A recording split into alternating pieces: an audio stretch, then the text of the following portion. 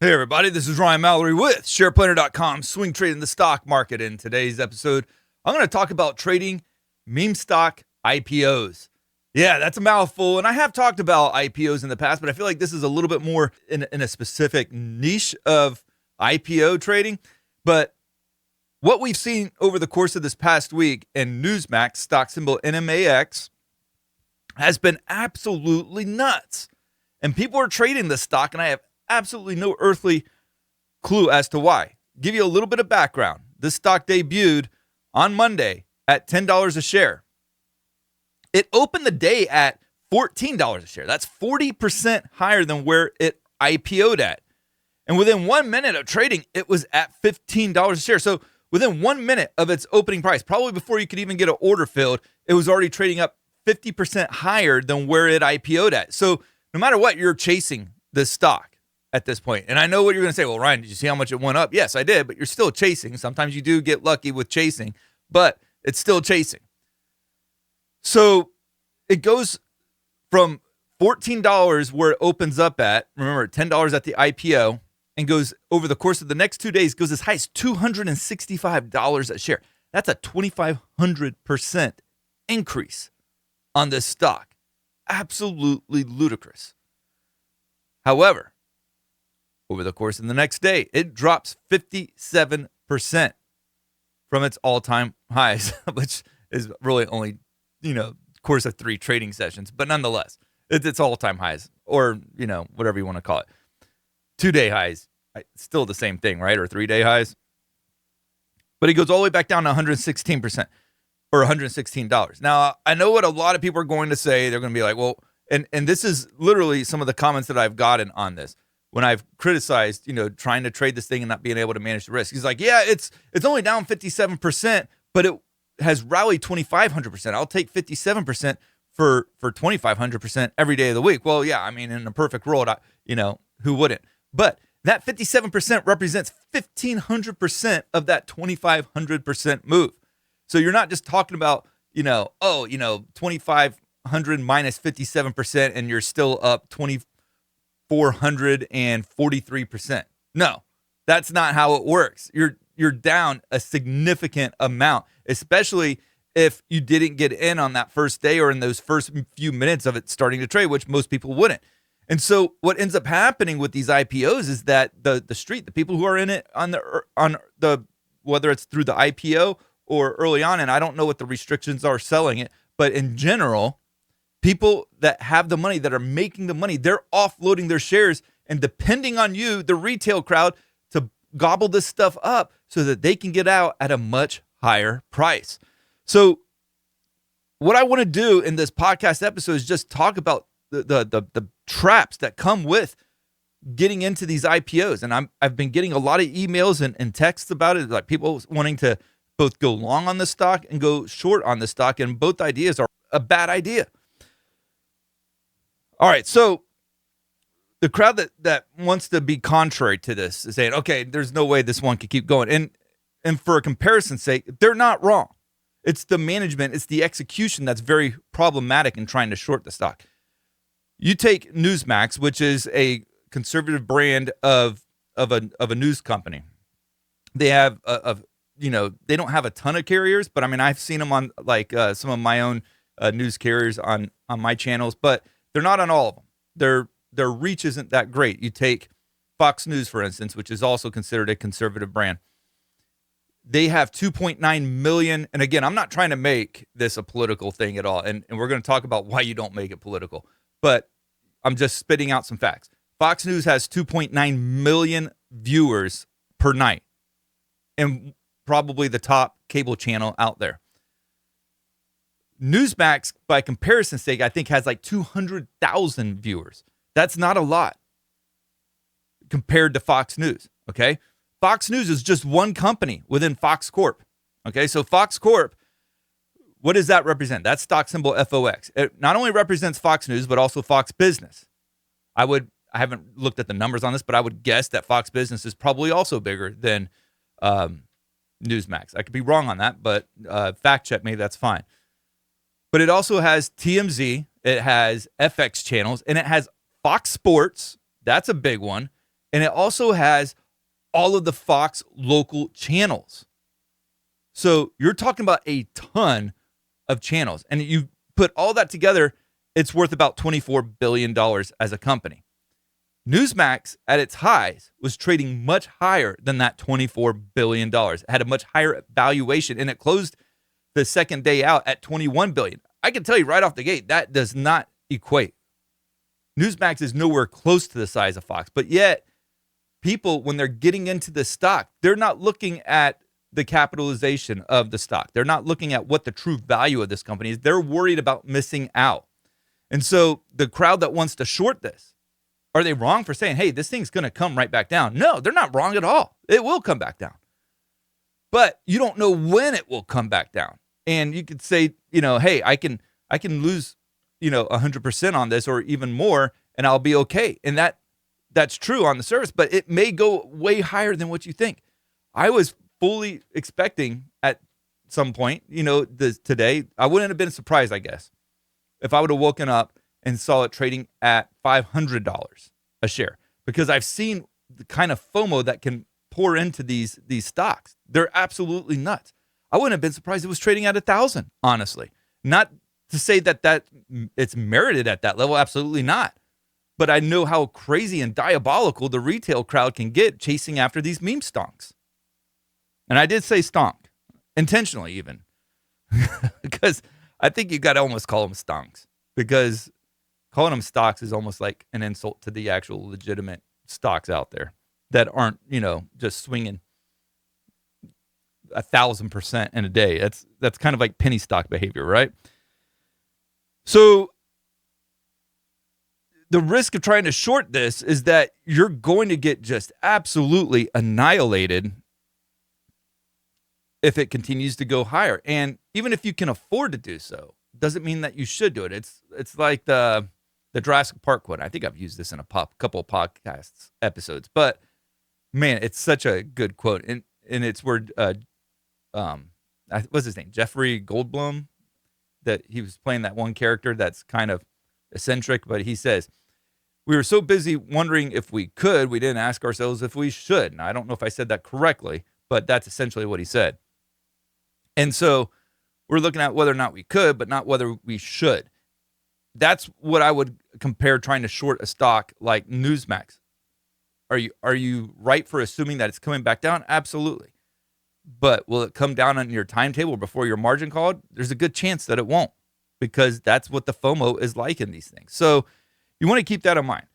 The best thing when it comes, honestly, to the meme stock IPOs, or any IPO for that matter, is to just sit on the sidelines and let this stuff play out. There's way too much emotion. It's impossible to manage the risk. The other question is, well, if I'm not going to short it outright, why not just buy some puts? Well, most of the time, and this really goes for shorting too, it's very hard to find shares to short. And likewise, it's most of the time there's no options available to buy puts either. So there's no options. I mean, it would seem like if there was options, that would probably be the safer way, just so that you're not waking up to being down like 300 or 400%. But the other question is why do you want to trade if you're looking to get long? We talked about getting short. Why do you want to get long on MNAX? Like, what's the whole purpose for that? Is it because of the volatility? Because there's so many big price swings, you just can't help yourself. You got to buy into it. Well, some people might be doing it and they're buying like 2 or 3 shares. They're hoping to get a dinner at Chipotle, which nothing wrong with getting a dinner at Chipotle, but I do that a few times a week myself. But nonetheless, you may not be trading with a lot of money. You may only be buying like 3 or 4 shares. And so if it goes up, 100%, you've made, a little bit of change there. So there's the volatility that you can't control. You might be trading just hoping that those 3 or 4 shares will print you some money there. The other thing is hope. Like, we put our hope into way too many stocks. Like, we marry ourselves to stocks. And that's just plain stupid as well. You can't get emotional about trades. And when you get emotional, you're going to start hoping for that trade to do what you want it to do. You're going to identify yourself with that stock. Not identify as, but identify with the stock. Like this, like you feel like a bond with that stock. But again, putting your hope in a stock, that is going to lead to disastrous results. But one thing I would say that you can put some hope into is swingtradingthestockmarket.com. Yes, this is my little sidekick to this show here. This is going to give you all my stock market research each and every day. And in the process, you're going to get my daily watch list. You're also going to get my bullish and bearish master watch list each week. And then at the end of each day, I'm going to review the watch list that I sent out that morning and talk about what went right, what went wrong, and my approach with it going forward. Plus, you're going to get stock market updates, and you're going to get mega cap updates as well. And it's really cheap, really affordable, and essentially you're getting all my stock market research. So check that out, swingtradingthestockmarket.com. I think you'll like what you see. And you're going to support the podcast and the process. Okay, so we've talked about the volatility behind it, that people are attracted to it for that. People are attracted to it because they're tying their hopes and dreams to the stock. But another one, and we don't talk about this enough probably on this podcast, but they're putting their politics into the trade. They're like, oh yeah, this is a good, conservative brand. They like it. Or it could be, if Huffington Post came out with an IPO, they could say, oh, this is a good liberal brand. I'm gonna buy this one up. But rarely does your politics and your trading ever align well. I also equate that sometimes with our views of the macro economy. We could say, man, this economy is going to crap. There is no way I'm going to buy. I'm going to start shorting this market because it's a bad economy. Well, then all of a sudden you're short on a market that's rallying on bad news. Okay, bad news is good news, and that happens quite a bit. And all of a sudden you're like, well, this doesn't make sense. The economy is horrible. The market should be going down. And oftentimes it does the exact opposite, because you might have Fed intervention where they're cutting rates. And so the market's responding to Fed cuts, even though the market's going to cut crap. If you start to put your beliefs about the overall economy into your trades, that's usually going to be a disaster for you, because trading and macroeconomics, they don't operate on the same timelines. Macro events take much longer to infiltrate into the broader markets. And so just as much as the economic views that you might have can really be a problem for your trading, your politics as well.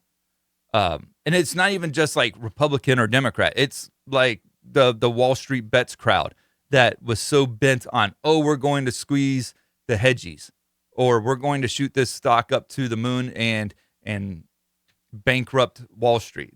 Did that happen? No. Yes, they did change the rules. I sympathize with you on that. You know what, the stuff that they did with like Robinhood and all that, it was wrong.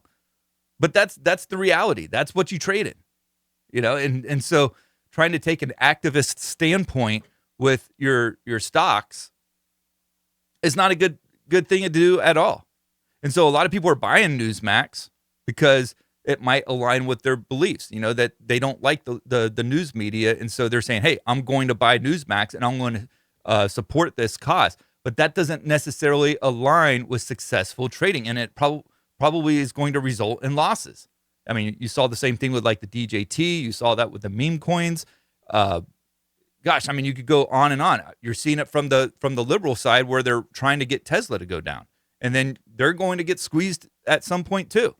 Because regardless of your profits, you take a stock down far enough, there's going to be some value there, and people are going to put the smart money is going to put their politics aside and not let that infiltrate into why they're buying the stock. They're going to buy it regardless. I mean, smart money, there's people out there, there's institutions out there, they'd sell their mom down a river if it means that they can make a buck. So you can't expect, regardless of what your views are, if it's because you want to buy Newsmax because, you support, the conservative news element, or if it's Tesla, you want it to go down because you hate Elon, whatever it is. Those are not reasons to short or to go long on a specific stock. It's absolutely moronic on both sides. I'm probably ticking off everybody, I guess, on this podcast. I try not to, and I'm not trying to get into politics. I think it's stupid to inject your politics into trading. And essentially, that is what I'm trying to say here. Don't inject your politics into trading. It's crazy. You want to give up your money? Just send it to me. Okay? I'll take it. Or give it to a good cause. Feed the homeless, or give it to a church. that can make some good use of that money. But I would not be like, oh, I don't like this person, or I like this organization because their politics align with mine. I'm going to buy the stock, because especially an IPO, that's up 2,500%. That's just throwing your money away. And it's the FOMO too. It's not just the volatility. It's not just the hope. It's not just the politics. It's the FOMO. They see the stock going up. It's being talked about on the different social media platforms. And they're like, man, I got to get some of this action. And so they keep watching it. And they're like, oh my gosh, if I would have bought it when it was at $20, I'd be up 100% already. It's trading at 40. And then they go away. It's like, well, it's probably too late now. And then they come back later and it's trading at $100. And they're like, oh my gosh, what did I do? And then look, it's trading at 265. Like, that's it. I'm buying it at 265. And then all of a sudden it's down 57%. And you were the high tick of the day. But it's that FOMO. What's so crazy, though, is that hardly anybody talked about WTF, which is a wild name for a stock symbol. But what is it, like Watan Industries? I don't even know what they do. But this was one that went up 400% on the same day. Did you hear anybody hardly talking about that? I didn't. But it went up 400%. I mean, it's not 2,500%. That's probably easier to manage the risk on a 400% runner than it is a 25% runner, 2,500% runner, that is. But you're only focused on MMAX, that's because that's what the talking heads are talking about. That's why you don't see me turn on the radio. I don't turn on the news. I don't want any of that. I don't need that disturbance in my life, because those people will hype you into a stock. The guests that they bring on, they're going to try to hype you into the stock because they want to sell their shares to you. And so you're only focused on this one is because that's what you're hearing about. That's essentially what I'm trying to say. The last thing I would say is that, we're in a market correction. We've fallen 10% on SPY off of the all-time highs. I can tell you, when you're seeing this kind of behavior taking place at the recent lows that we're at right now, that is not synonymous with market bottoms. That tells me that the speculation hasn't been squashed yet. And in order to get to a market bottom, you need to squash speculation. And so when you're seeing meme stocks still rallying like crazy, yeah, that's probably a good sign that the market hasn't reached the bottom yet. That kind of crap was going on in 2020 and 2021 and 2022. It went away. Obviously, it's come back since then. But in 2022, when that market kept selling off, nobody was wanting to buy a IPO. Heck, nobody even wanted to bring an IPO out onto the market. So overall, when you're seeing this kind of stuff from a broader standpoint, it is not indicative of a sign that this market is bottoming just yet. In fact, this gives me more reason to believe that this market has another leg down as a result. And so when it comes to trading meme stocks, let's wrap this up here. Going long, going short, buying puts, buying calls, none of that stuff's good. I mean, you can't really buy puts or calls anyways. And if you can find shares to short, and some people might be able to provide it with you, it's still the risk element on that. It actually is crazier than buying an MAX outright, because you don't know if that's going to go up 200 or 300%. So, and you know what the other thing is a lot of times people will get into the stock on the short side, thinking that they're being clever and stuff. But I can tell you, my experience with the market loves to humiliate people. And being clever is definitely not the approach to take. And you got to ask yourself, too, why are you wanting to trade MMAX? If it's something because you like the action, i.e. the volatility, or it aligns with your politics, or you're hoping to get something out of it, or you just can't stand on the sidelines anymore, that's probably a very bad sign that you're going to ultimately lose some money. And I always get people like, well, I just swung this one for 150%. It's like, what do you know? Well, guess what? Every time that stock's going down and somebody's selling it, somebody else is buying it at a horrible price. When it goes from its highs down 57%, somebody's buying it and becoming a bag holder. Every time there's a transaction, that's another bag holder. So you may have made some money, and the number of people that made money off of it is far less than the number of people that are going to be taking losses, because when you're liquidating millions of dollars of positions because you got in at the very beginning, you're requiring a lot of buyers to step in and assume those shares for you. So you're making a lot of losers in the process.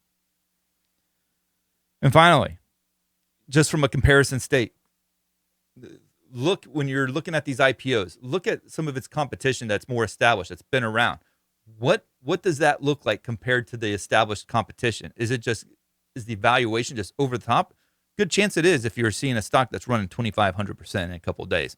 If you enjoyed this podcast episode, I would encourage you to leave me a 5-star review on whatever platform you're listening to. It could be Amazon, it could be Apple or Spotify.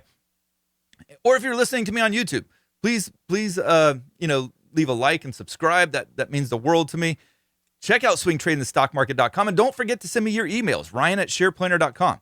Your questions. I love to hear from you guys. I've done a few here just on some personal topics that I thought were important to address from a swing trading standpoint of late, but I'm planning on getting back to some of those emails here very shortly. But yeah, send me your questions. Let me know what's giving you problems, what's troubling you. I want to hear from you. Thank you guys, and God bless.